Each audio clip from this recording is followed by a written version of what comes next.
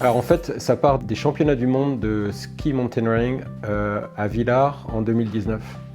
Et on se rend compte qu'il y a en fait regarder en live une course d'outdoor est très ennuyeux. Il n'y a rien qui se passe à part effectivement les personnes qui montent et leur temps.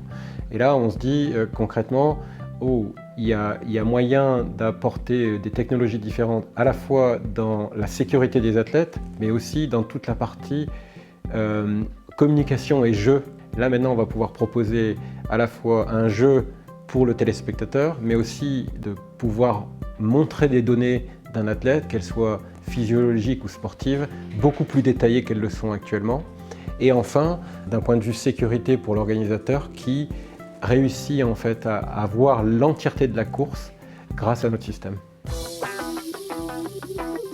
L'idée part de la société Pomoca, Joseph Castellet qui en est le directeur général et qui rencontre Jérémy Muller qui est en fait le directeur général de Messo, qui rencontre Lionel et Julien d'AESI qui font déjà des trackers pour le monde du sport collectif, qui rencontre Benoît Mariani qui concrètement travaillait chez GetUp en faisant des algorithmes, et à la fin qui se disent maintenant on aimerait bien apporter un peu de jeu et qui attractent Furin Kazan avec Soufiane Malouli qui est à la tête de cette start-up aussi.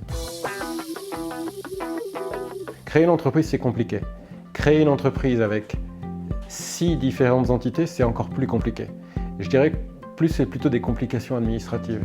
La chance de ce projet, en fait, c'est qu'on a des expertises particulières dans chaque domaine du produit que l'on va vouloir développer. Et on a des compétences exceptionnelles qui véritablement s'entrechoquent. Dans l'entreprise Swisscast par elle-même, c'est plutôt simple parce que je suis le seul salarié, donc c'est plutôt facile pour moi de me dire ce que je dois faire. Et par contre, je suis très en contact avec tous les fondateurs. On se parle minimum tous les 15 jours. On a des actions en commune parce qu'on a une partie de développement qui est lancée, on a une recherche d'investisseurs qui est lancée, on a une partie média qui est lancée, et on se répartit un peu les rôles. Et surtout, encore une fois, le gros avantage de notre société aujourd'hui, c'est qu'on a des compétences très précises dans chaque domaine que l'on va utiliser pour lancer ce produit. C'est ce qui fait la différence pour moi avec une start-up lambda qui créerait un produit de rien du tout. Et ça a été essentiel dans le départ du projet parce que rassembler 4-5 entreprises autour d'un projet et surtout vérifier s'il est viable, ça a été un très gros challenge. Il a surtout amené de la dynamique et de la fluidité dans toutes les relations. Et surtout, il a aussi réussi à mettre en place des milestones sur lesquels en fait, le groupe devait véritablement arriver et concrètement avec des résultats.